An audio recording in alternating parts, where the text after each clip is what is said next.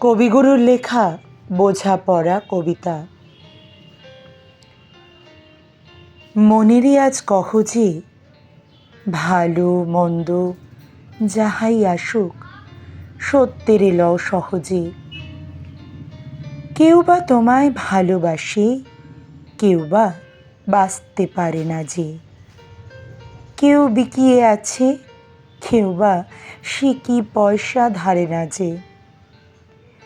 কতকটা যে স্বভাব তাদের, কতকটা বা তোমারও ভাই।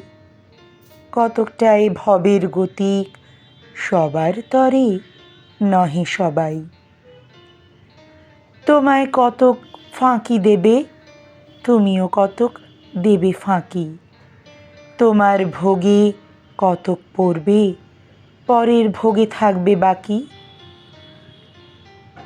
মান্ধাতারি আমল থেকে চলে আসছে এমনি রকম। তোমারই কি এমন ভাগ্য, বাঁচিয়ে যাবে সকল জখম।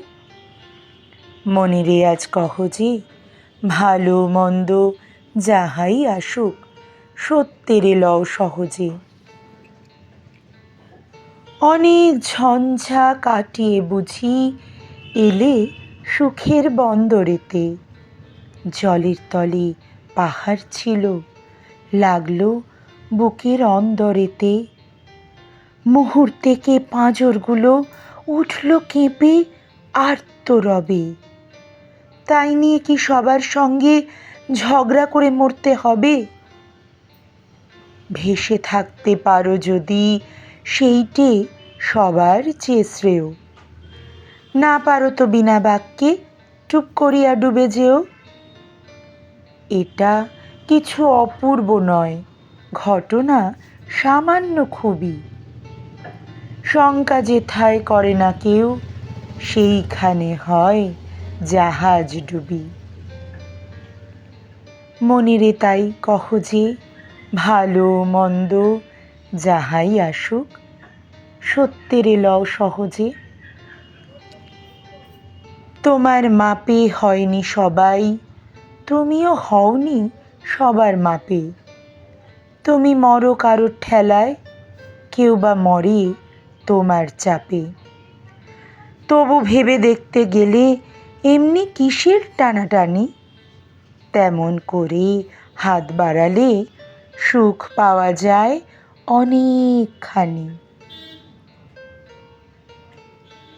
আকাশ তবু সুনীল থাকে, মধুর ঠেকে ভোরের আলো। মরণ এলে হঠাৎ দেখি, মরার চেয়ে বাঁচাই ভালো। যাহার লাগি চক্ষু বুজে বহিয়ে দিলাম অশ্রুসাগর, তাহারে বাদ দিয়েও দেখি বিশ্বভুবন মস্ত ডাগর। মনেরে তাই কহ যে, ভালো মন্দ যাহাই আসুক, সত্যেরে লও সহজে। নিজের ছায়া মস্ত করে অস্তাচলে বসে বসে আঁধার করে তোলো যদি জীবনখানা নিজের দোষে। বিধির সঙ্গে বিবাদ করে নিজের পায়েই কুরুল মারো। দোহাই তবে এ কার্যটা যত শীঘ্র পারো সারো। খুব খানিকটা কেঁদে কেটে অশ্রু ঢেলে ঘরা ঘরা, মনের সঙ্গে একরকমে করে নে ভাই বোঝাপড়া। তাহার পরে আঁধার ঘরে প্রদীপখানি জ্বালিয়ে তোলো। ভুলে যা ভাই কাহার সঙ্গে কতটুকুন তফাৎ হলো। মনেরে তাই কহ যে, ভালো মন্দ যাহাই আসুক, সত্যেরে লও সহজে। মনেরে তাই কহ যে, ভালো মন্দ যাহাই আসুক, সত্যেরে লও সহজে।